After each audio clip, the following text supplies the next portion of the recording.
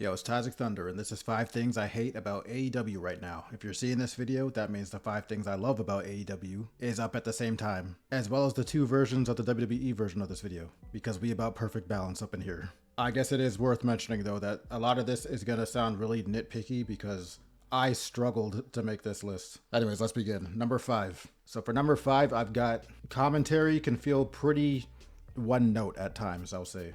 Depending on who's on, I guess. Everybody on the team is on like the same, how do I explain this? Like energy level, not even energy levels, but like dynamic. It almost feels like the same person talking to themselves. I don't know how to explain this, but maybe people understand what I'm trying to say without me having to go too far into this. Editing Tyzik here. You know, recent news has come out about past events, so we're actually just going to cop out here and say Excalibur to strengthen this first entry. Moving on. Number 4. If you're a fan of a certain person, or the wrong person, I'll say, you could be in for some bad luck because some people seem to be missing from television for long periods of time, and that must suck. Some of this admittedly might be my fault because I watched Dynamite. I was gonna watch Collision, was waiting to watch it on Amazon, and I didn't see it on there, so I don't even know if I could watch it through there. But in general, I know a lot less people watch Collision for whatever other reason. I guess it's seen as their B show, but like, is it that much worse? Like, I don't know. Someone's gonna have to fill me in on that. But yeah, so I don't know if they're appearing on there. But for example, I forgot Riho existed until like she just popped up again to go up against Mercedes or whoever it was. Athena down there hidden on Ring of Honor, which I want to see her more on Dynamite, but I guess maybe that'll come soon. I guess to add to my point, AEW seems a bit harder to watch. I'll put it that way. I felt like I have to jump through more hoops to get the collective AEW experience. So yeah. Number 3. So when it comes to their powerhouse talent, you know, the people who you look at them and it's just obvious that it's like these guys should be dominating. And then you look at them and it's like they all kind of seem conveniently hidden away from, I guess, what would be the main title scene. Like, where does Powerhouse start? Like I guess Samoa Joe's kind of can be looked at as a powerhouse, but I'm talking like, I don't know, Powerhouse Hobbs. I'm talking about, what's his name's injured, I think. Wardlow? So I guess we won't count him. Then there's his, what's his Brodito? He's like stuck in a tag team at the moment. Who else is big? Is Big Bill still around? But I don't know what's up with that. Coincidence? Not sure. But it's like, if you're a fan of Powerhouse Wrestling, I think it could be better presented and more prevalent.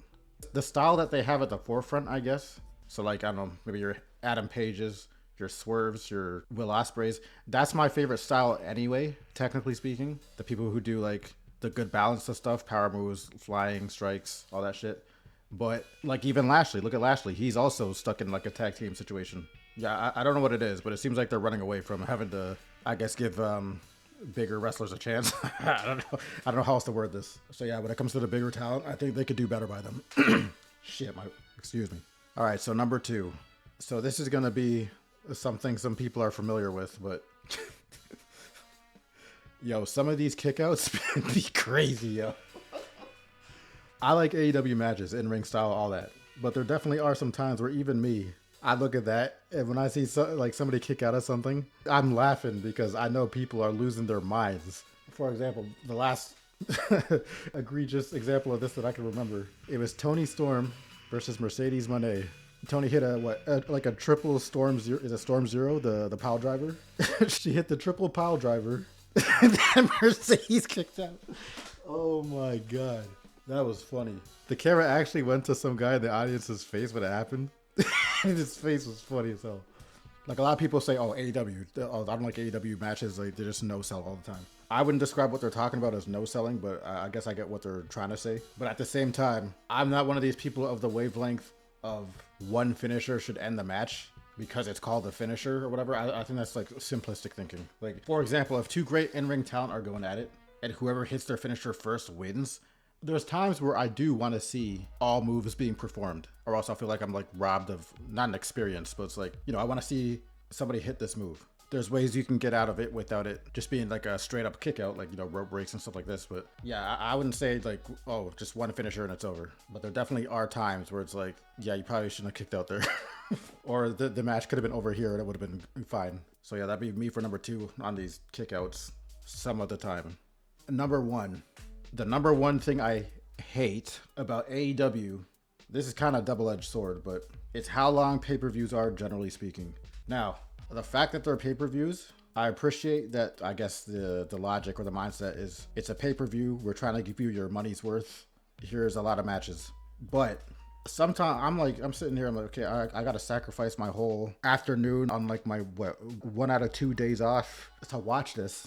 And as much as I love wrestling and in ring, I think there is a sweet spot to be had that could be achieved.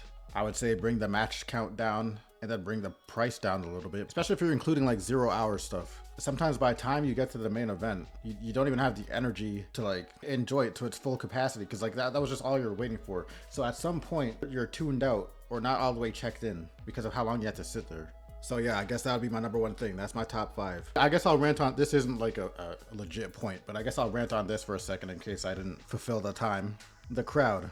So considering the crowd or the audience is generally smaller, it oftentimes doesn't feel like that on television. Crowd noise sound more than loud enough. But to my point, so AEW fans, I don't know if I just didn't notice before. For a long time, I thought that the AEW crowd was low-key might have been superior because I didn't think that the what chant existed over there. I, for the first time, like a few weeks ago at the time of this video, I forgot what happened, but the AEW crowd broke out into a what chant and I was appalled. Maybe I wasn't paying attention to other times when it might have happened, but yeah, that's not a point strong enough for me to put on things I hate. Actually, I'm told, I guess we'll find out, but I'm told AEW fans are like the worst thing ever as far as the comparison of the two companies. I'm told AEW fans can't take criticism, as opposed to the WWE fans that absolutely can. Even though just my last video, I had someone go full Cody Rhodes on me, but we're not gonna talk about that shit. I couldn't believe this is a real comment. I would go on it here, but now it's not time and place. But that shit didn't look like a real nah. I might have to do a video reviewing all my hate comments because that shit was funny. Anyways, hopefully I'm at 8 minutes now. I gotta cut this down because I'm trying to get all 4 videos to exactly 8 minutes and 20 seconds to see how they perform. Editing time's here. I got like 30 seconds left, so let me piggyback off my last point when it comes to hate comments and hate content in general, because I notice hate content is popular, and I'm guessing this person who I'm guessing this guy and maybe some other people who just aren't saying anything are trying to lump me in the same boat as the content creators, which I'm sure you know of. There's people bigger than me who their whole thing is just, I mean, they basically just do the Raw and SmackDown reviews. You know, each week they somehow keep topping themselves as the worst episode ever. That kind of shit. I watch a few of these guys. But to try and put me in that group, it's like, dog, I am balanced. If you so much as just look at my channel, it's very evident really quickly that that's not all I do. First of all, I barely even do Raw and SmackDown reviews anyway. You can clearly see that I make the effort to make fun content, so much so that I'm doing so many different things that it's hard for me to get traction, because YouTube kind of wants you to stick to do one thing and make the video slightly different every time. But we're not going to go into all that. But yeah, I'm not afraid to criticize some shit, but make no mistake, that's not all I do. That's not all I do. But yeah, that's me, Tajik Thunder, and I'm out.